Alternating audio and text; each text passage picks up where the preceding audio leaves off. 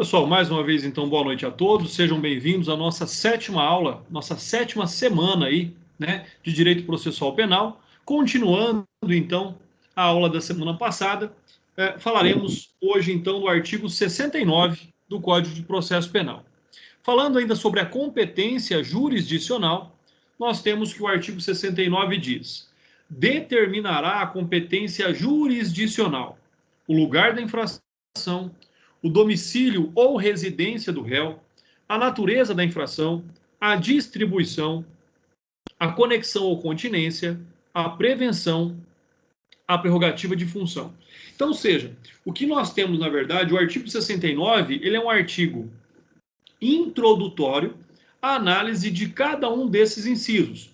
Então, nós teremos aí, próxima aula, como eu disse, é a nossa atividade avaliativa, mas depois nós veremos cada uma dessas competências em espécie e nas suas particularidades, né? Seja aí da análise legal, da análise doutrinária e da análise jurisprudencial de cada uma dessas competências, né? Que elas se iniciam ali, então, a partir do artigo 70 do Código de Processo Penal. Então, mais uma vez, quais são as espécies, quais são aí as possibilidades de se analisar a competência jurisdicional, ou seja, qual é o juiz competente para julgar aquele determinado caso. E aí nós temos, então, mais uma vez, o inciso primeiro fala do lugar da infração, o inciso segundo fala do domicílio ou residência do réu, o inciso terceiro fala da natureza da infração, o quarto, a distribuição, ou seja, a prevenção, né, que está ali logo abaixo descrita também. O quinto, a conexão ou continência. Sexto, a prevenção, que eu já tinha dito.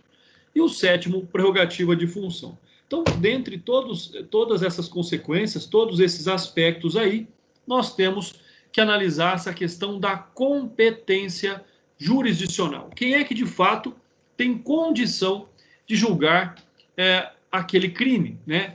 Seja em razão da matéria, seja em razão do lugar. Quem é que vai julgar? Quem é que pode julgar aquele crime?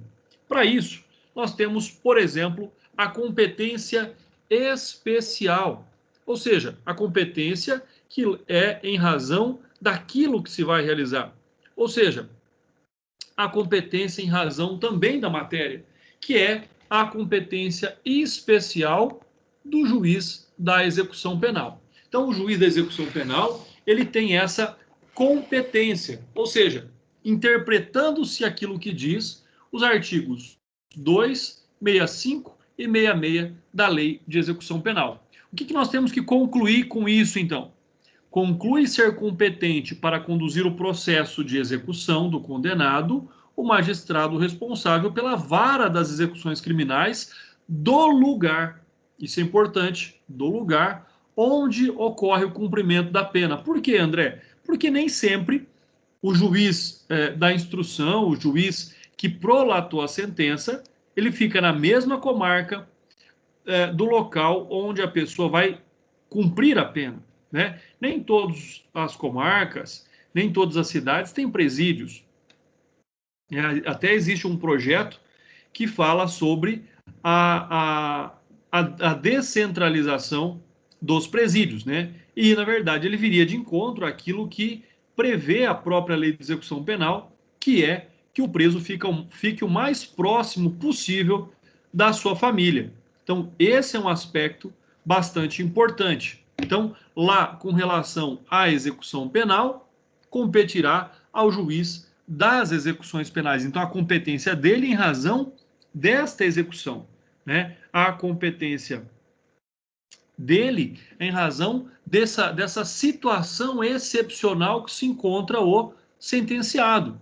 Ou seja, numa outra cidade, sobre a condução de um outro juiz, diverso daquele que o condenou. Então, isso aí é bastante importante. Logicamente que as penas restritivas de direito, normalmente em comarcas menores, elas são submetidas ao mesmo juiz da condenação, porque ele acaba acumulando ali também a execução dessas penas restritivas de direitos. Agora, uma outra situação importante imagine que a pessoa está, então, cumprindo uma pena restritiva de direito e decide mudar de cidade, né? Recentemente eu vi um caso desse. A pessoa morava aqui numa cidadezinha próxima a Jales e se mudou para Santa Fé do Sul e não informou o juiz que tinha mudado. E aí, então, ela deixou de cumprir essas condições e deu, então, como ela tivesse, né, ali descumprindo, revogou-se os benefícios ou ela teve alguns prejuízos penais em razão disso. Então, no caso de haver mudança de cidade, ou seja, a pessoa é proibido de mudar de cidade? É claro que não, né? Lógico que ela não é. Mas ela, então, tem que avisar o juiz, né, de que ela vai mudar para aquela cidade para que a sua execução criminal seja encaminhada, seja transferida para a cidade em que ela vai morar. E aí ela passa a cumprir a execução penal, ela passa a cumprir aquela pena restritiva de direito, já sobre a tutela, sobre a vigilância desse outro juízo. Porque, por exemplo, se ela descumpre essas condições, ou ela está lá de sursis, por exemplo, né, a suspensão da execução penal, e aí ela pode ter a pena privativa de liberdade executada, aquele acordo que foi realizado, seja lá o acordo de não persecução penal que foi realizado, ele pode ser, então, rescindido e a pessoa vir aí a ser processada enquanto ela tinha feito um acordo para que não fosse. Então é importante sempre noticiar, sempre notificar o juízo sobre esse fato, ou seja, sobre a questão também de mudança de comarca. Competência para execução penal em caso de foro privilegiado. Olha aí novamente o foro privilegiado aparecendo, tanta discussão a respeito do foro privilegiado, né? E não querem colocar a mão nessa cumbuca. O que acontece é que o foro especial não é da pessoa. O foro especial é da função. Então, percebam, né? Esse é um grande critério. Não é o político que tem o foro privilegiado. É o senador, é o deputado, é o prefeito, é o juiz de direito. Essas pessoas, em razão da função que elas exercem, é que tem foro privilegiado. E um outro aspecto importante, terão foro privilegiado enquanto exercerem a função, né? Esse é um ponto talvez mais importante aí, conforme as recentes decisões do STF. Se ela não exerce mais aquela função, ela não tem mais o foro privilegiado. Isso não se estende a um momento posterior a não exercer mais aquela função, né? Outra questão aí que se coloca é a competência do juiz da execução penal, conforme nós já falamos, né? Mas sempre analisado por uma forma mais benéfica, né? O que é que diz isso? Qual é o fundamento disso? Está lá no artigo 5º, inciso 40 da Constituição Federal e também no parágrafo 2º, artigo 2º, parágrafo único do Código Penal. De ofício ou requerimento da parte interessada, não importa se a condenação foi anterior, estabelecida por um juiz de primeiro grau ou de qualquer outro tribunal. Então, ou seja, é importante também que esses requerimentos sejam feitos para que a execução penal ocorra nos termos da Lei 7.210, ou seja, mais próximo da família, com condição de estudo, com condição de trabalho, acesso à saúde, tudo aquilo que a legislação garante para a pessoa. Competência do foro, ou seja, do lugar da infração. Ou seja, o lugar da infração, como regra, é o foro competente para ser julgada a causa, pois o lugar, o local onde a infração penal ocorreu, atingido o resultado, perturbando a tranquilidade social, abalando a paz, o sossego da comunidade. Então, o foro, ele defende o direito comunitário, o direito social. Então, sempre quando nós tivermos aí a hipótese de, ou a dúvida, melhor dizendo, será o lugar da infração, né? E se nós nos recordamos lá do direito penal, nós temos lá duas análises bastante importantes, né? O lugar da ação e o tempo do crime. Para um, nós temos a teoria da atividade. Para o outro, nós temos a teoria da ubiquidade, né? Considera-se praticado o crime no lugar da sua ação ou omissão, ainda que outro seja o local do resultado. Então, ele atua ali na teoria da atividade. Com relação ao tempo do crime, aplica-se a teoria da ubiquidade, ou seja, né, considera-se praticado o crime quando, não, percebam, quando, né, do momento da sua ação, omissão, bem como a do resultado. Então, ou seja, tudo aquilo que acontecer com a lei durante todo o tempo, a pessoa será absorvida pela mudança legislativa. Um exemplo, a pessoa pratica lá um sequestro. Enquanto o sequestro está acontecendo, muda a lei, e a lei vem, por exemplo, impõe um rito processual desfavorável ao réu. Rito processual. Ou seja, ele vai ser absorvido por esse novo rito, independentemente se é melhor ou é pior para ele. Aqui, no caso, não se aplica, né, a teoria de retroagir para benefício do réu. Aqui não se aplica, somente as normas penais e não as normas processuais. Então, a retroatividade para beneficiar o réu só no caso de ser ali uma questão penal. Questão processual, não. Mudou o rito, azar o dele, vai ser ali abordado por esse novo rito também. Então, sempre rationem loci, ou seja, em razão do local, é onde nós apuramos ali a competência de julgamento. Por quê, pessoal? Mais uma vez, porque a proteção também é uma proteção comunitária, a tranquilidade social que está em jogo. Lembrem-se, quem é a vítima do crime? Né? Quem é a vítima do crime? Primeira vítima é a própria lei.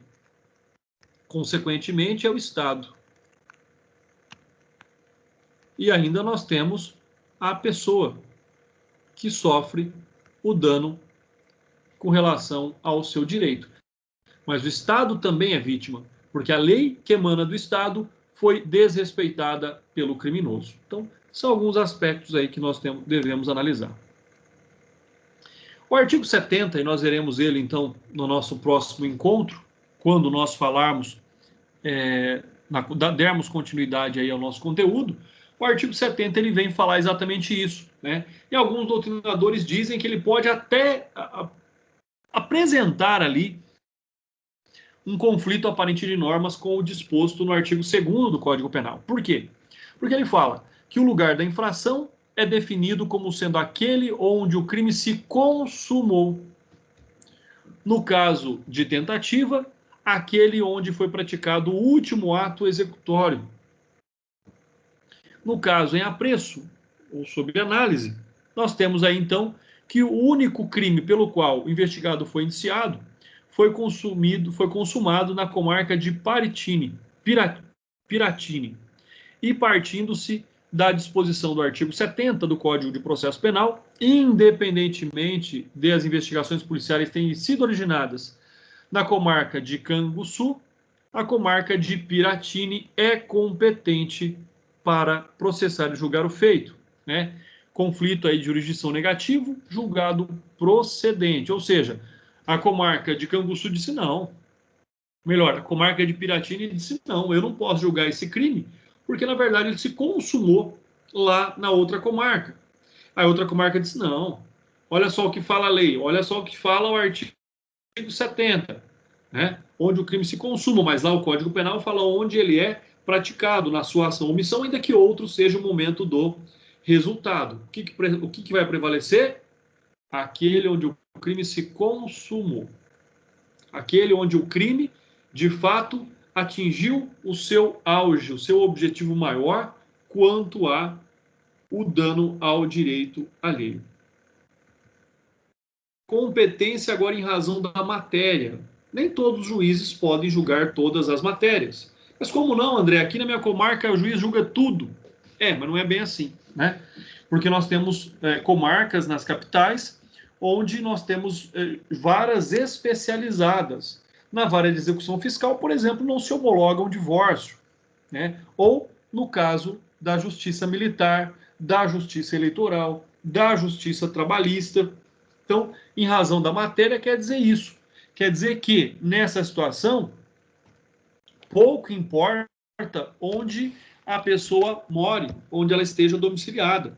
O que vai aqui, de fato, determinar a competência é a matéria, ou seja, aquilo que será decidido, aquilo que será analisado. Então, vários juízes de um local poderiam ser competentes, mas deixa de haver coincidência quando um deles desponta aí como apto a cuidar de processo em razão da natureza da infração, né? Então, no caso que eu disse, questão justiça militar, eleitoral, trabalhista, ou varas especializadas também são exemplos aí de competência em razão da matéria. Competência cumulativa supletiva. Quando há mais de um juiz na comarca, igualmente competente para julgar a matéria criminal, sem haver qualquer distinção em razão da natureza da infração, normalmente como acontece aí nas nossas comarcas. Aí o que acontece? Nós temos que fixar um critério. No caso, a distribuição, né? O promotor protocola lá a denúncia e aí o próprio cartório distribuidor vai, pela sua ordem, pelo seu sistema, vai determinar, por exemplo, a Iturama se vai cair na primeira vara criminal, na segunda vara criminal, e é um processo, então, seletivo casual. Lógico que, dependendo da comarca, as pessoas ficam torcendo ali, né, para cair com determinado juiz, ou com esse, ou com aquele, porque o juiz pode ter uma compreensão melhor, pode ter a caneta um pouco mais leve com relação ao processo crime, mas o que nós temos aqui, então, é a distribuição por um processo, né, seletivo casual. Então, mais uma vez aí, nós temos uma distribuição por um processo seletivo casual. Então, isso é um fato também bastante importante. Pessoal, até aqui alguma dúvida, alguma pergunta? Tá ok. Então, vamos lá. Agora, essa mesma competência, de acordo com outros pressupostos legais, ela pode ser alterada, né? Como, por exemplo, nós vemos lá no artigo 54 do Código de Processo Civil, e aí nós devemos também buscar essa analogia para termos essa compreensão. Então, seja, no caso da conexão e da continência, são institutos que visam a alteração da competência e não a sua fixação inicial. Ou seja, então, dentro desses critérios, dentro desses dois institutos, é onde nós buscamos também algumas regras básicas sobre essa situação. Ou seja, quando nós, então, devemos buscar aqui o contexto daquilo que se propõe, né, nós temos aí alguns requisitos próprios. Ou seja, dentro dessa situação e dentro daquilo que se analisa, conforme nós já vimos lá no artigo 69, por haver alguma razão particular de forma a facilitar, por exemplo, a colheita de provas, a questão da economia processual, bem como para evitar decisões contraditórias, permite a lei que a competência seja, então, modificada, né? Ou seja, as provas estão todas na comarca vizinha, o crime aconteceu ali na divisa da comarca, determinou-se a competência por prevenção, quem primeiro chegou ali no local do crime. Mas, na verdade, não é o local mais indicado para que possa haver ali a busca da prova da verdade real dos fatos, né? Então, ou seja, não é por isso que se fere o princípio constitucional do juiz natural. Não está se ferindo. Uma vez que as regras previstas para essa alteração de competência são muito claras na lei e valem para todos os jurisdicionados e acusados, de modo que se torna um critério objetivo. Não está aqui tirando a figura do juiz natural. Não é um juiz excepcional para aquele caso. Não é uma situação casuística, mas é uma regra que se aplica sobre essa situação, né? Então, como é que nós vamos compreender isso? Nós vamos ver lá, por analogia, o artigo 54 do Código de Processo Civil. A competência relativa poderá modificar-se pela conexão ou continência, observado o disposto nessa seção. Tá? O que é conexão? Conexão são crimes interdependentes, né? O que é continência? Continência é, para se apurar a prática de um crime, ele tem lá aspectos que o ligam a outras condutas ilícitas. Então, nós temos que estão dentro do mesmo contexto da prática do crime, chamado iter criminis, e nós temos outros crimes que não pertencem, aí, no caso, à conexão, né, que fazem parte da continência, que eles têm uma interligação, ou uma extraligação, como alguns autores dizem, mas não fazem parte do mesmo momento do ilícito. Tá? Então, isso é um fato bastante importante. Critério residual de fixação de competência. Então, olha só. Não sendo possível utilizar os vários outros critérios para estabelecer a competência do juiz, porque há mais de um que, pela situação gerada, poderia conhecer o caso, deve-se aplicar o critério da prevenção, ou seja, quem primeiro tomar conhecimento da questão, quem praticar o primeiro ato jurisdicional sobre aquele fato, adquire a competência de forma residual. Ou seja, outros também poderiam ser competentes, mas já que ele começou, já que ele já tem conhecimento daquela situação, ele então absorve, ele atrai essa competência para si, né? Como consta aí para vocês também, no caso, né, da infração for por vários locais, uma infração plurilocal, onde não se encontrando o domicílio do réu, não sei onde é que ele mora, o crime foi praticado, os ilícitos foram praticados em jurisdições diferentes, e aí nós temos algumas hipóteses, né? Ou a condição de se distribuir o feito também não existe, por quê? Porque os magistrados estão em comarcas diversas, além do que não estar presente uma regra alguma de conexão à continência. Então, deve-se valer da forma residual. Quem primeiro conhecer o feito será competente para julgá-lo. Quem primeiro conhecer do feito será competente para julgá-lo. Ou seja, aqueles crimes que acontecem entre divisas, crimes plurilocais. Então, aquele que a polícia chegou, o delegado já assumiu, já vai fazer o inquérito por ali, já vai concluir o inquérito, manda para o juiz. Se não houver nenhum incidente de incompetência posteriormente, seja pelo Ministério Público ou seja pelo próprio magistrado, ele acaba adquirindo ali a competência chamada de residual. Regra especial de alteração de competência, ratione personae, ou seja, em razão da prerrogativa de função, ou seja, foro privilegiado, pessoal. Estamos aqui diante do foro privilegiado mais uma vez, né? Então, nós vemos vários casos aí de repercussão nacional, onde a pessoa às vezes consegue, por um habeas corpus no STJ, garantir o foro privilegiado, mesmo não mais ocupando aquela função. Por quê? Porque ainda sobre esse aspecto nós não temos um ponto pacífico, nós não temos uma lei que trata deste tema, né? Então, ainda se navega aí pela subjetividade do que nós tínhamos, que não era muito claro. Então, quando nós pensamos nisso, nós temos que pensar que é a função que é a detentora dessa especialidade com relação ao julgamento e não o indivíduo, né? Então, enquanto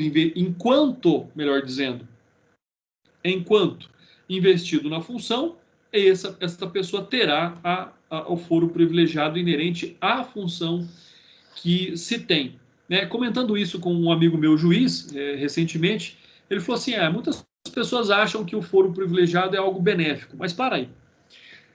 Eu, como juiz, se eu for processado, eu vou ser processado pelo Tribunal de Justiça. O que significa dizer? Significa dizer que eu perdi uma instância de julgamento. Ou seja, se eu fosse julgado na primeira instância, eu poderia recorrer para o Tribunal de Justiça, poderia recorrer para o STJ, poderia recorrer para o STF e talvez lá no final prescrevesse o crime. Agora, se eu já sou julgado pelo pelo TJ, pelo Tribunal de Justiça do Estado em que esse juiz está lotado, exerce o cargo, a sua função, ele já perdeu uma esfera de jurisdição. Então, uma instância, melhor dizendo, de jurisdição. Então, ou seja, existem argumentos também que dizem aí que o foro privilegiado não é tão benéfico assim como se questiona, que não traz tantos benefícios quanto se questiona, até porque nós temos que compreender, nós temos que lidar com o fato e acreditar que a justiça ela é realizada em todos os lugares, né?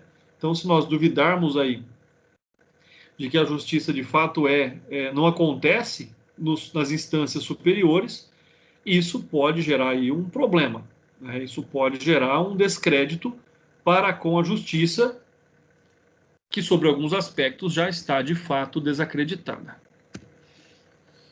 E aí, pessoal, em razão de que nós estávamos somente terminando ali os slides da aula passada, e para eu começar os slides da próxima aula, eles são muito extensos, tá? E aí fica ruim ficar só terminando o slide sequencial.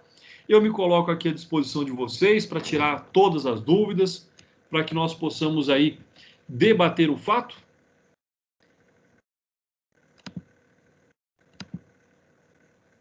E até então aí às 22 horas, estou aqui à disposição de vocês.